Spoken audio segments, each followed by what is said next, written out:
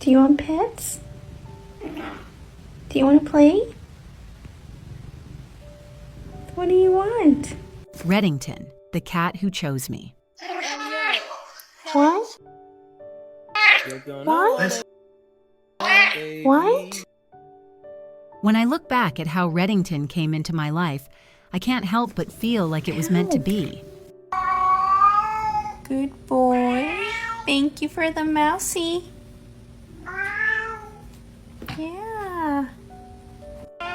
I had just graduated from college and moved to Fort Worth to start my adult life.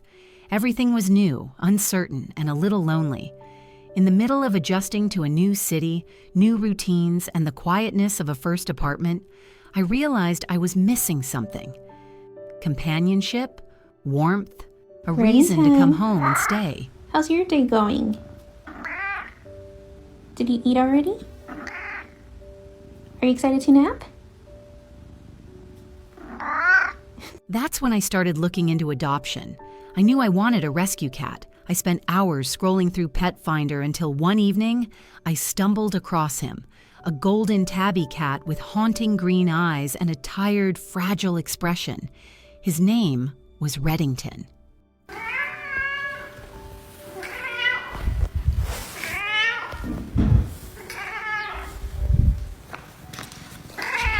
There was something about his face, maybe the sadness or the way he seemed to look right through the screen into my heart. I contacted his foster immediately. A few days later, my boyfriend, now my husband, and I drove up to Oklahoma to meet him. High five.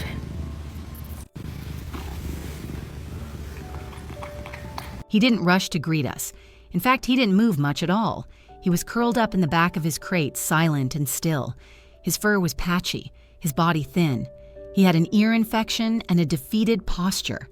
He'd been left behind by his previous owner, and it showed. But even in that moment, hidden away and shut down, there was something in him that said, I still want to be loved. It's not dinner time. Not yet. Are you gonna follow me? You're not tricking me. Without saying a word to each other, we knew he was the one. We brought him home that same day. Bless it. No? The first few weeks were quiet. He was shy, barely made a sound, mostly slept. We gave him space, lots of gentle reassurance, a warm bed, and soft meals. Slowly, the walls began to come down. He started following us from room to room, cautiously, then confidently. He found his voice, and when he did, he didn't hold back. Aw, what us for dinner?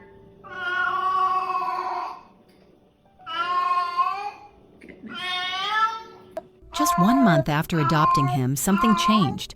He started avoiding food, cried when trying to eat, and would paw at his mouth.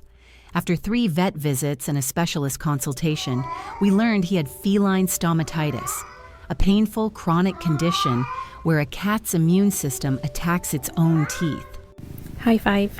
High five. High five. High five. High five. The only long-term solution was to have most of his teeth removed. It was a heartbreaking decision, but we knew we couldn't let him live in pain.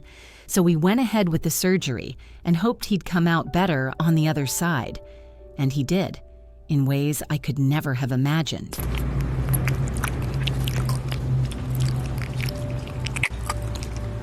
With the pain gone, Reddington became a completely different cat. He was suddenly loud and dramatic. He would meow for food, for pets, for attention, or just because I walked into another room without him. If I stood up to grab a glass of water, he'd follow me down the hall, meowing furiously like I had betrayed him. Boy. How was dinner? He's incredibly expressive. If I'm sitting next to him and not petting him, he'll paw at my sleeve until I give him the love he thinks he's earned. And if that doesn't work, he'll look me straight in the eyes. These deep, emerald green eyes that seem to ask, do you see me? Good boy. Do you remember I'm What a here? Good boy. And I do. So good. Always. Such a good boy. Wow. Wow. Last year, we decided to adopt a second rescue, a young kitten who needed a home. At first, Reddington was less than thrilled. He sulked, hissed, and made it very clear that he preferred being an only child. But slowly, something changed. They started playing together, then napping side by side.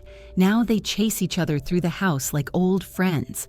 He still demands to be the center of attention, of course, but he's shared his home, and that's something.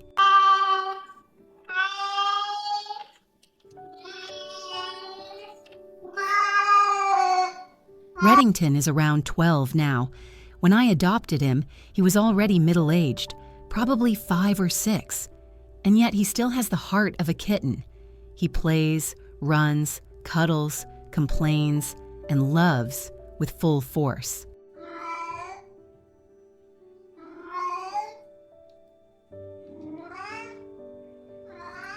Thank you. Despite some oddities, extra ligaments in his hind legs, a funny gait, he's healthy and thriving. The vet says his quality of life is great, and I believe it. I see it in the way he sprawls out in a sunbeam, in the way he chirps when I walk in the door, in the quiet way he leans into my hand when I scratch his chin.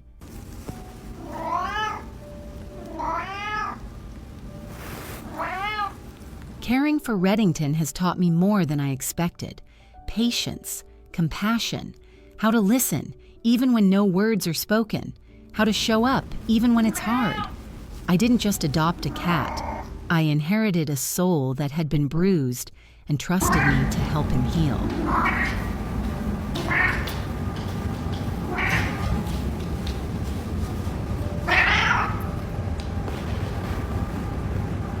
I don't know what his life was like before he came to me, but I do know that whatever time he has left, I want it to be full of peace, safety, and love, because that's what he's given me. No, you can't get on. No, you can't get on. No cuddles. No. And if his story touched you, even a little, I hope you'll take a moment to like this video or subscribe to the channel. Every gesture of support helps us share more stories like Reddington's. Stories that remind us that second chances are always possible, and that love can come from the unlikeliest places. And if you're thinking of adopting a senior cat or a rescue with special needs, take the time to truly understand what they've been through. Talk to your vet. Read. Ask questions. Be patient. Giving the quiz